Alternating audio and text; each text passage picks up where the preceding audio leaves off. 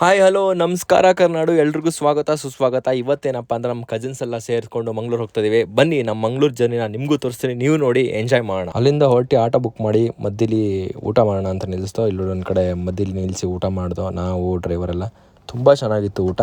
ಅಲ್ಲಿಂದ next reach ಆಗಿ ಮೆಜೆಸ್ಟಿಕಲ್ಲಿ ಒಂದು ಸ್ಲೀಪರ್ ಕೋಚ್ ಬಸ್ ಹುಡುಕಿ ಕೂತ್ಕೊಂಡು ಡೈರೆಕ್ಟ್ ಮಂಗ್ಳೂರು ಬಸ್ ಸಿಗಲಿಲ್ಲ ನಮಗೆ, ಧರ್ಮಸ್ಥಳ ಬಸ್ ಸಿಕ್ತು. ಧರ್ಮಸ್ಥಳದಿಂದ ನೆಕ್ಸ್ಟು ಮಂಗ್ಳೂರು ಹೋಗೋಣ ಅಂತ ಪ್ಲಾನ್ ಮಾಡಿ ಬೆಳಗ್ಗೆ ಎದ್ದ ತಕ್ಷಣ ಬಂದು ರೀಚ್ ಆಗಿದ್ದೆ ಧರ್ಮಸ್ಥಳಕ್ಕೆ ಬಂದು ನೋಡ್ದೋ ಇನ್ನೂ ತುಂಬ ಟೈಮ್ ಇತ್ತು. ಓಕೆ ನೋಡೋಣ ಅಂದ್ಬಿಟ್ಟು ಧರ್ಮಸ್ಥಳಕ್ಕೆ ಹೊರಗಡೆ ಒಂದು ಕೈ ಮುಕ್ಕೊಂಡು ಎಲ್ಲ ಫ್ರೆಶ್ ಅಪ್ ಆಗೋಣ ಅಂತ ಫ್ರೆಶ್ ಅಪ್ ಆಗಿ ಒಂದು ಟೀ ಕುಡ್ದು ಹಾಗೆ 3 ಜನ ಟಕ ಅಂತ ಒಂದು ಫೋಸ್ ಕೊಟ್ಕೊಂಡು ಸೆಲ್ಫಿಲೆ ಹಾಯ್ ಅನ್ಕೊಂಡು ಎಲ್ರಿಗೂ ನೆಕ್ಸ್ಟ್ ಹೊರಟಿದ್ದೆ ಮಂಗ್ಳೂರು. ಹಾಗೆ ಗೌರ್ಮೆಂಟ್ ಬಸ್ ಸ್ಟಾಪ್ಗೆ ಹೋಗಿ ಮಂಗ್ಳೂರು ಬಸ್ ಹಿಡಿಯೋಣ ಅಂತ ನೋಡಿ, ಇದೆ ಮಂಗ್ಳೂರು ಬಸ್ ಹತ್ತಿ ಕುತ್ಕೊಂಡು ಖಾಲಿತ್ತು. ಅರ್ಲಿ ಮಾರ್ನಿಂಗ್ ಅಲ್ವಾ, ಯಾರು ಇರಲಿಲ್ಲ. ಮಂಗ್ಳೂರು ಬಸ್ ಹತ್ತಿ ಒಂದು ಟಿಕೆಟ್ ತೊಗೊಂಡು ಎಲ್ಲ ಆರಾಮಾಗಿ ಕೂತ್ಕೊಂಡು ಒಳ್ಳೆ ಚೆನ್ನಾಗಿತ್ತು ವ್ಯೂ ಎಲ್ಲ ಮಂಗ್ಳೂರು ಕಡೆ ಹೊರಡೋಕ್ಕೆ.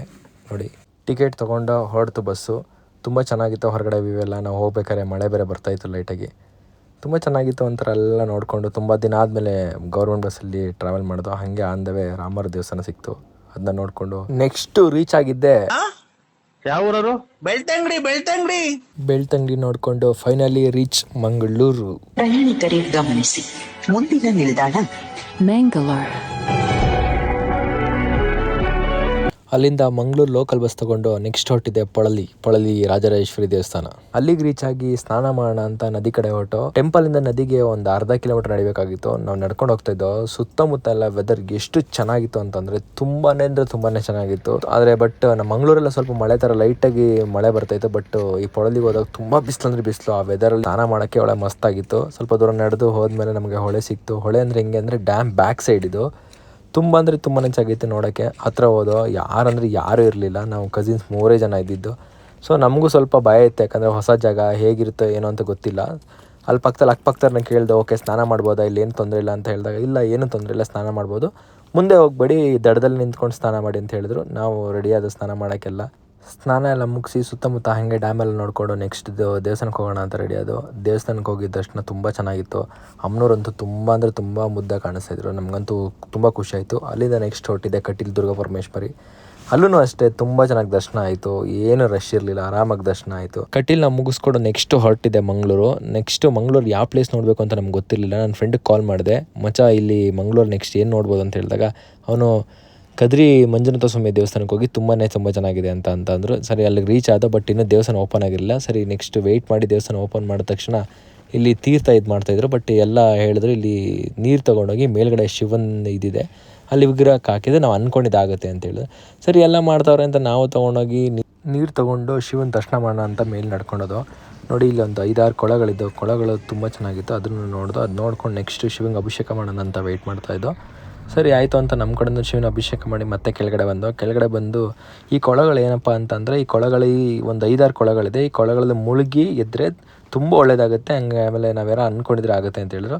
ಸರಿ ನಾವು ಮುಳುಗೋಕ್ಕಾಗಿಲ್ಲ. ಆ್ಯಕ್ಚುಲಿ ನಾವು ಸ್ನಾನ ಮಾಡ್ಕೊಂಡು ಬಂದಿದ್ದು ದೇವಸ್ಥಾನ ಬಂದಂತ ನಾವು ಸ್ನಾನ ಮಾಡಿಲ್ಲ.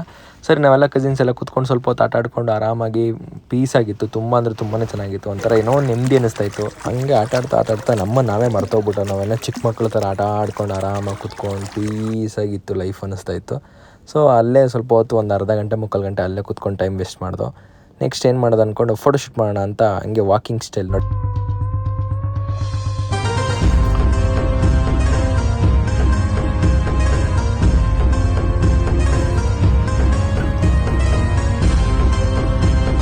ಇಲ್ಲೆಲ್ಲ ದರ್ಶನ ಮುಗಿಸ್ಕೊಂಡು ನೆಕ್ಸ್ಟ್ ಹೊರಟಿದ್ದೆ ಬೀಚ್ ಕಡೆ. ಮಂಗಳೂರು ಬಂದು ಬೀಚ್ ನೋಡ್ದೇ ಮೀನು ತಿಂದೇ ಹೋದರೆ ಮಂಗಳೂರಿಗೆ ಬಂದಿದ್ದು ವೇಸ್ಟ್ ಅನ್ನಿಸ್ಬಿಡುತ್ತಲ್ವಾ. ಅದಕ್ಕೆ ನಾವೆಲ್ಲ ಬೀಚ್ ಕಡೆ ಪಣಂಬೂರು ಬೀಚ್ ಮಂಗಳೂರು.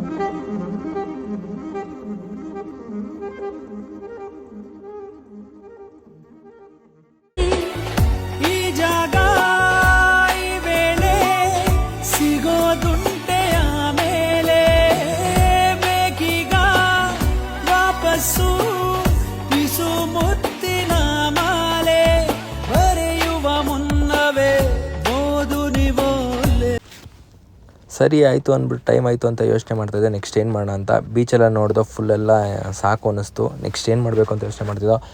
ನಾವು ಹೋದಾಗ ಲಾಂಗ್ ವೀಕೆಂಡ್ ಬೇರೆ ಇತ್ತು, ನೆಕ್ಸ್ಟ್ ಸಂಡೇ ಇತ್ತು. ಸರಿ ನೆಕ್ಸ್ಟ್ ಸಂಡೇ ಗಂಟ ವೆಯ್ಟ್ ಮಾಡಿದ್ರೆ ನಮಗೆ ಬಸ್ಸೆಲ್ಲ ತುಂಬ ಹಿಂಸೆ ಆಗುತ್ತೆ ಅಂತ ಹೇಳಿ ನೆಕ್ಸ್ಟ್ ಏನು ಮಾಡೋಣ ಅಂತ ಹೇಳಿ ಯೋಚನೆ ಮಾಡ್ತಿದ್ದೋ.